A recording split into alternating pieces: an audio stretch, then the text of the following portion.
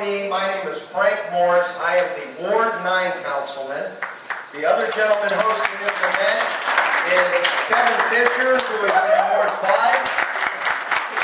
We have John Mariel in Ward 7. And Edmund James Mack in Ward 8. So you might ask yourself, what is the purpose of having a meeting? Look around. It's called bringing the community together.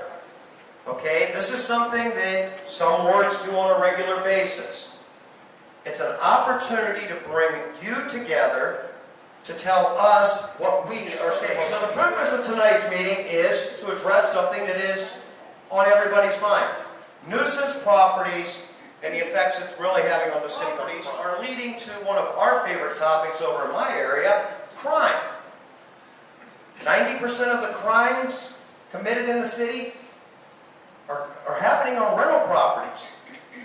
Because these are the type of people moving into these rental properties that the landlords don't really want.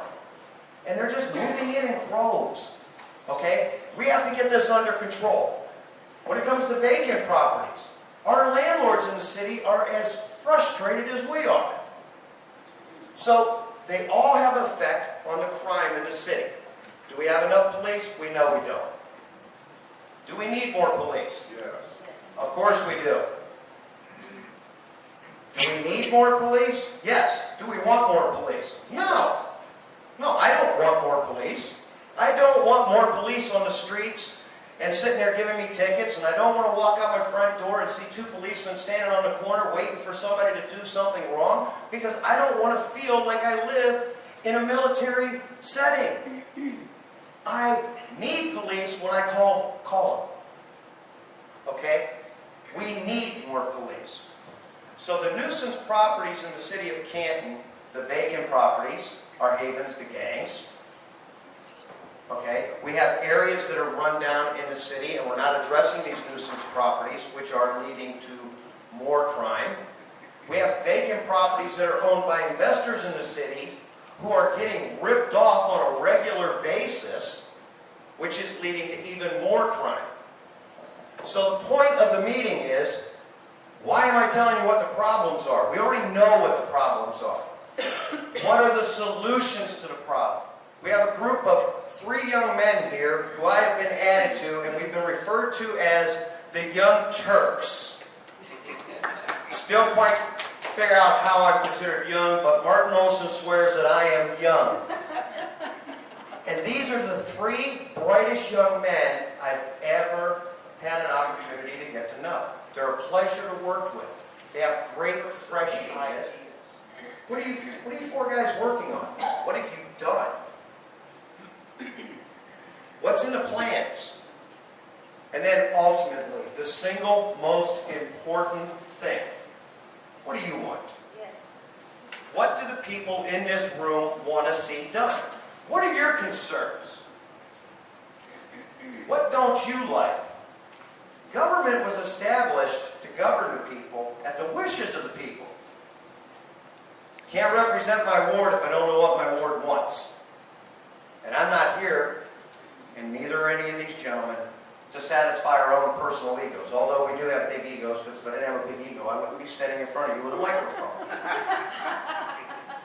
It's just obvious. They've asked me to kind of go over a couple of things that we've done this year. I want to start last year before any of us were actually elected to this job. I ran into an old friend at a rally downtown who brought me up to speed of some organizing going on over vacant foreclosed housing.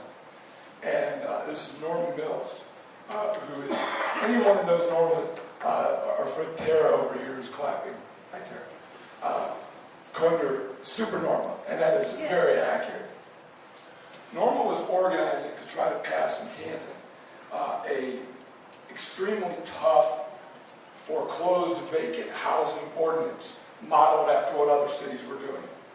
She asked me if I would attend this meeting, and I got up and I talked way too long. They asked me to talk for 2 minutes. I was up there for about 25. And next thing you know, I had found that I had taken over this ordinance and had agreed to introduce it once I was sworn in. What we did was we tweaked it to fit Canton rather than Worcester, Massachusetts, rather than Springfield, Massachusetts. We tweaked it. And honestly, what we did was we made it tougher. We made it stronger. Because the big problem that we have is we don't even know how many vacant properties we have in the city. We have a guess, and it's thousands. But we don't know. So I said, well, first things first, you foreclose on a property. Somebody still owns it. It's the bank. The bank owns that property. They actually get to borrow money against that property from the Federal Reserve. So the first thing you got to do is you got to register that with us. And by the way, we're not going to charge citizens in the city to run that registry. You're going to pay a registration fee for every year that that house is vacant. You're going to pay for it. Then we're going to require you to bond that vacant house. Because if you're not doing your job and you're not mowing the lawn, which we know they're not because we're mowing about 5,000 of them at your expense, by the way.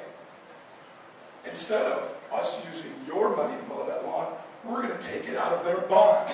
So if you don't do the job, Bank of America, Wells Fargo, whoever the case may be, we're going to take your bond money and mow the lawn or board up the house. Or if you really let it go, we're going to take your money and tear it down. We're not going to take taxpayer money and tear it down. It's not our house. It's not your house or your house or your house.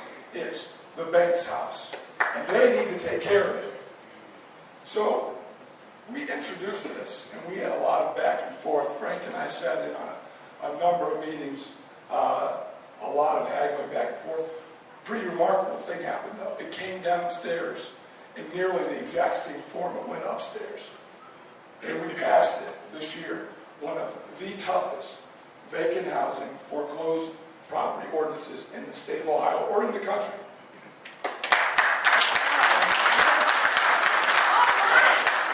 That's the real battle. The real battle is we got to enforce it. Because the law is only work the enforcement. And we've already begun on that matter, and we've begun setting up the pilot enforcement and moving forward. There's different properties now that they're moving forward on. So it is coming. It is not as fast as I would like to see that. But we're moving in that direction. And I can tell you that the four of us are not going to rest until we see that every aspect of that law is in place. And we're no longer using your money to take care of $1 billion bank's profits.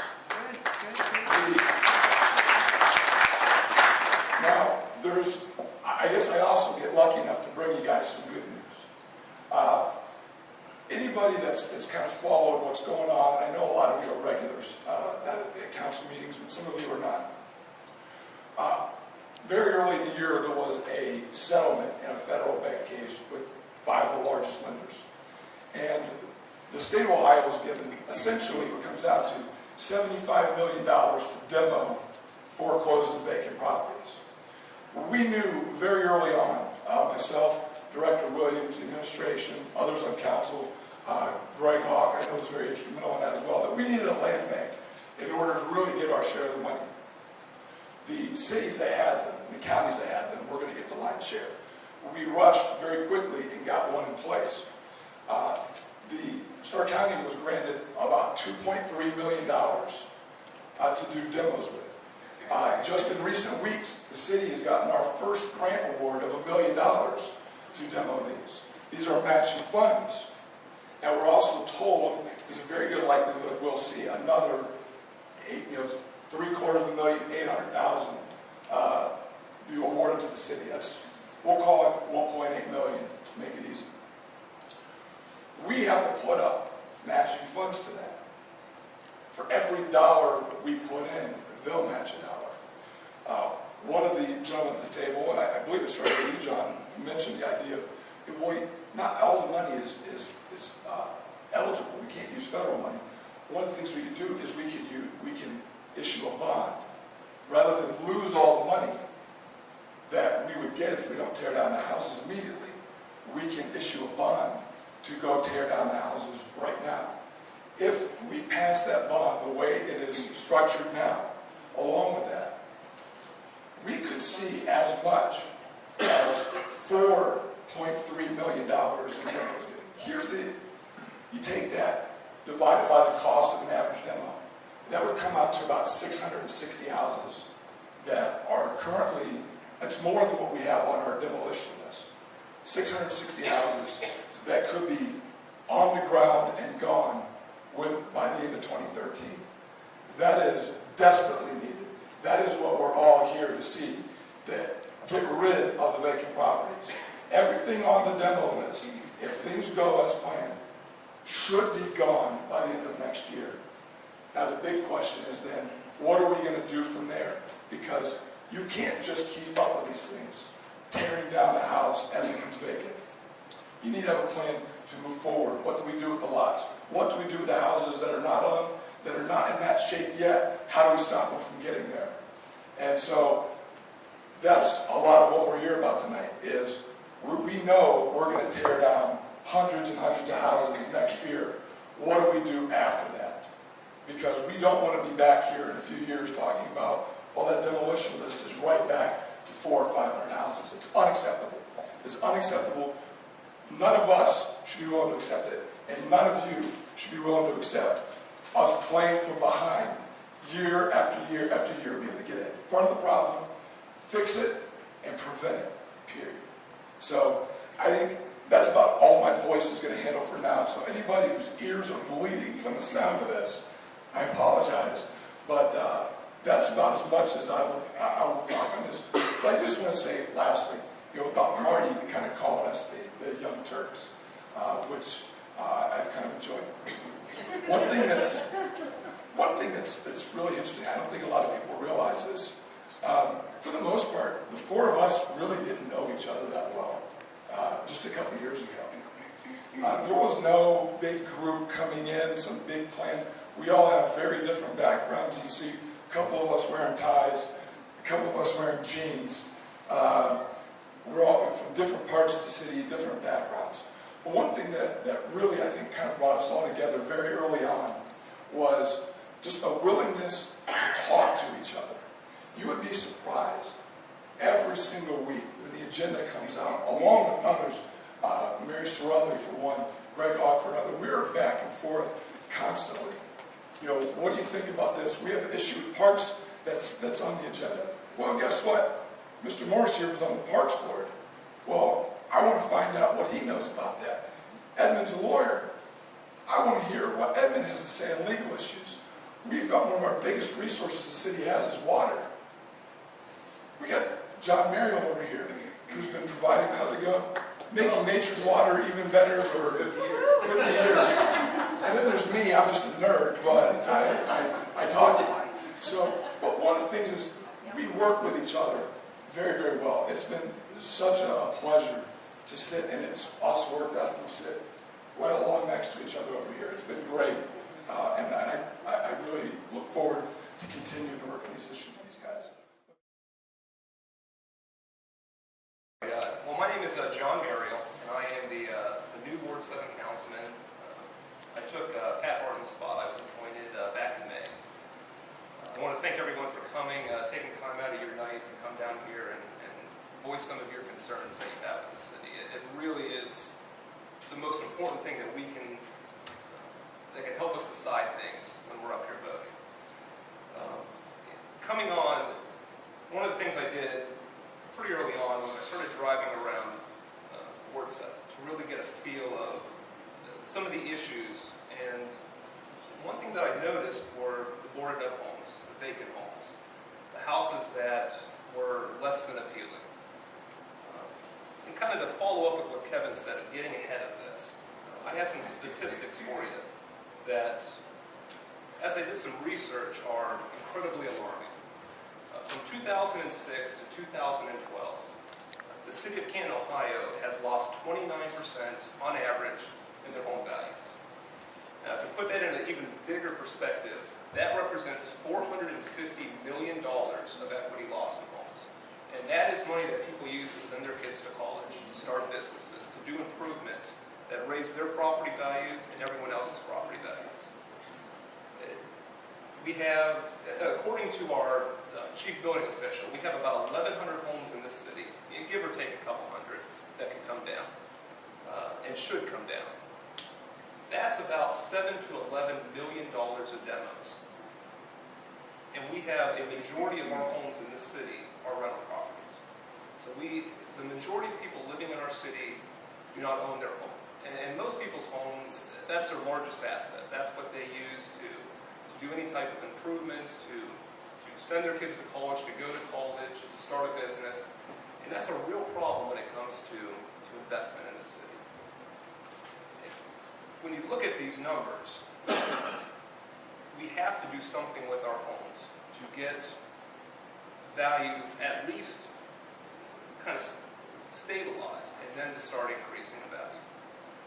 And that's kind of where we're getting to. What are we going to do that? How are we going to stabilize prices? How are we going to get prices to go back up?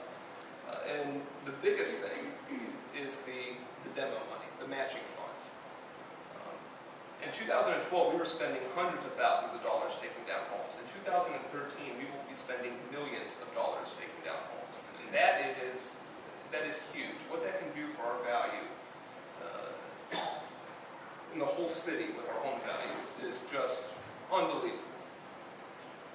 But there's a couple things that we're going to have to do to promote home ownership, to get people moving back into this city.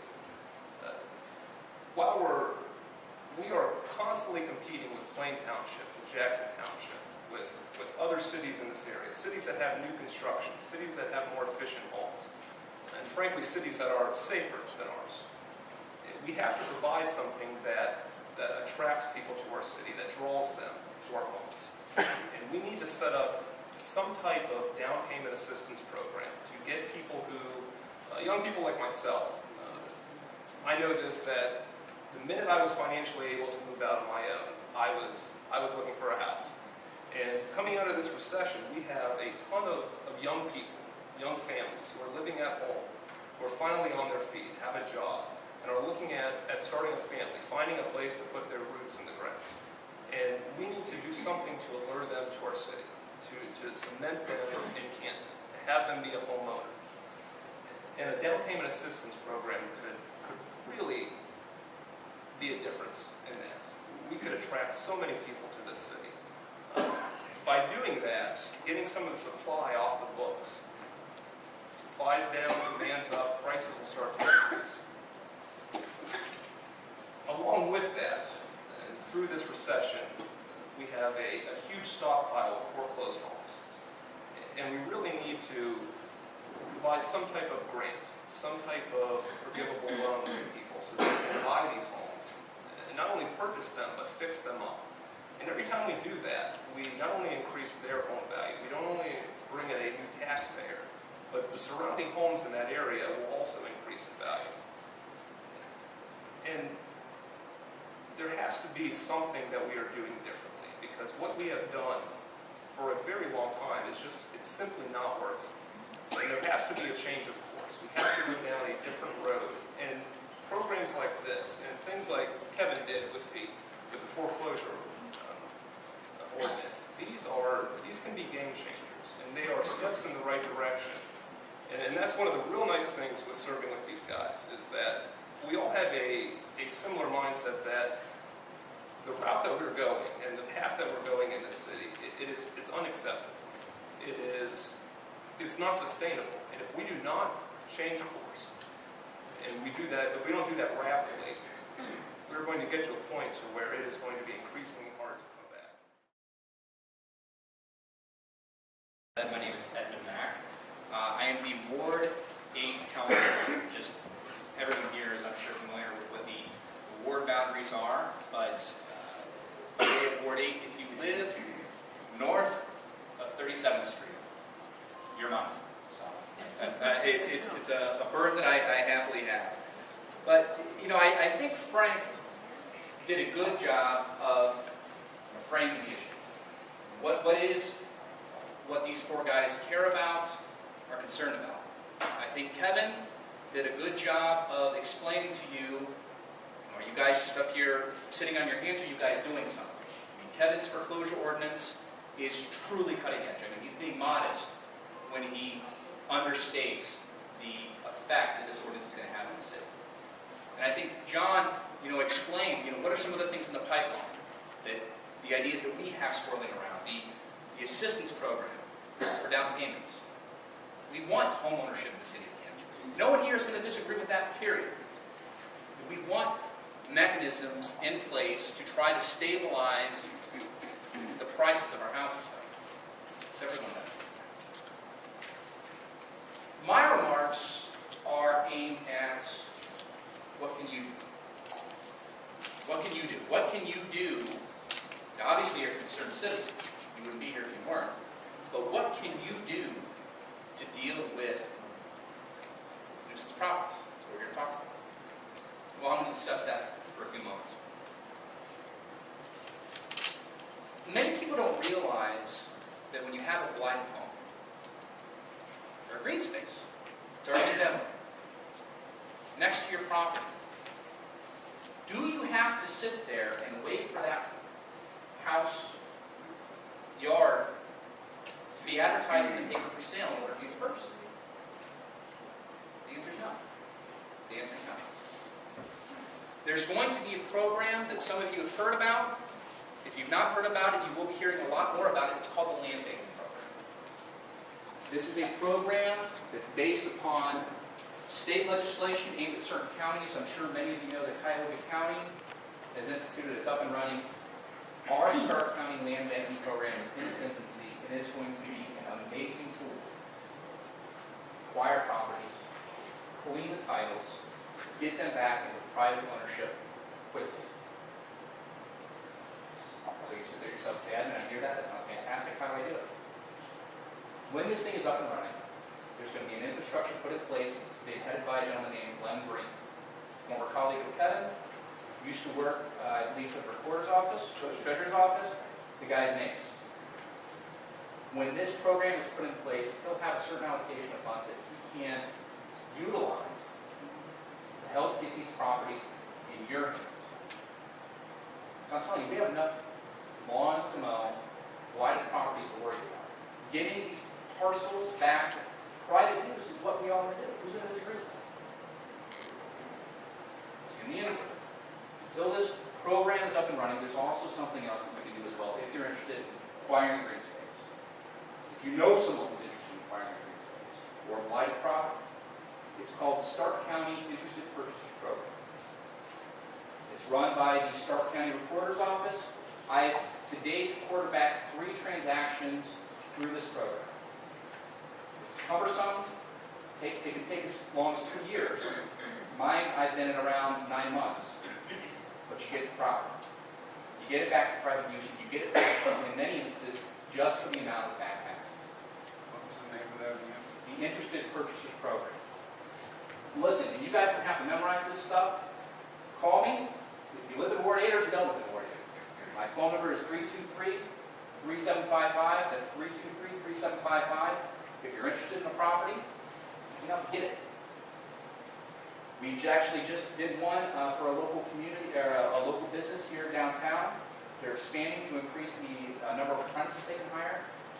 Took a transaction all the way through, and now they have a house.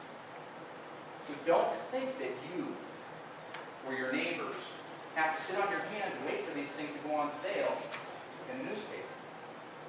There's ways to do it, and there's ways to do it that are fairly inexpensive. Not going to be as cheap as we have land banking, but there are things that you can do. Well, not everyone is interested in acquiring property. What if you're just a concerned citizen like you are, and there's a house that's deteriorating right next door to you, or in your neighborhood? What do you do?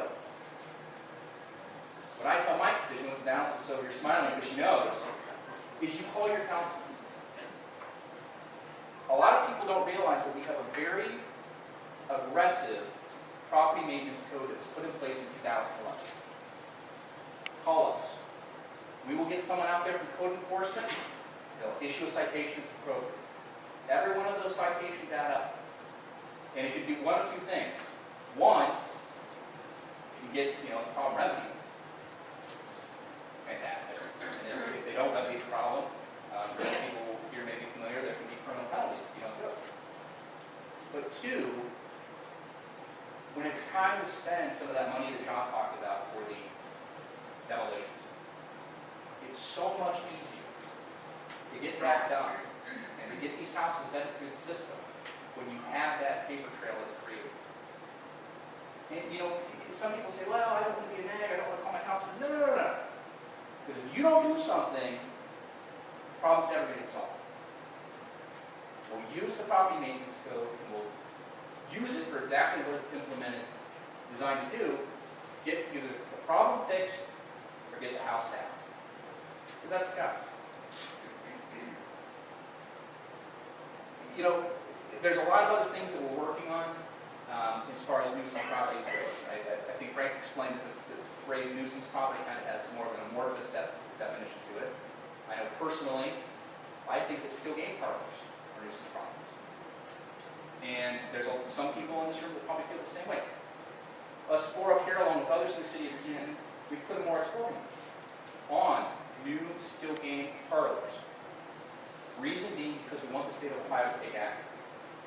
Mr. Olson and I were speaking before this meeting. It looks like we may be making some headway. The state of Ohio may take action. But the bottom line is, you don't want a skill game place in your neighborhood, where if you suspect one is going in, let us know. Because we can do what the laws in our city are put in place to do and try to stop it. But I think, you know, everyone's got an earful for me, the other, my three colleagues up here. The purpose of this meeting wasn't to talk at you, explain what our theory of the universe is. It's to hear from you. There's 4 of us, there's 12 councilmen, but there's 70,000 people in the city of Canton. And nothing's going to change if we don't have ideas.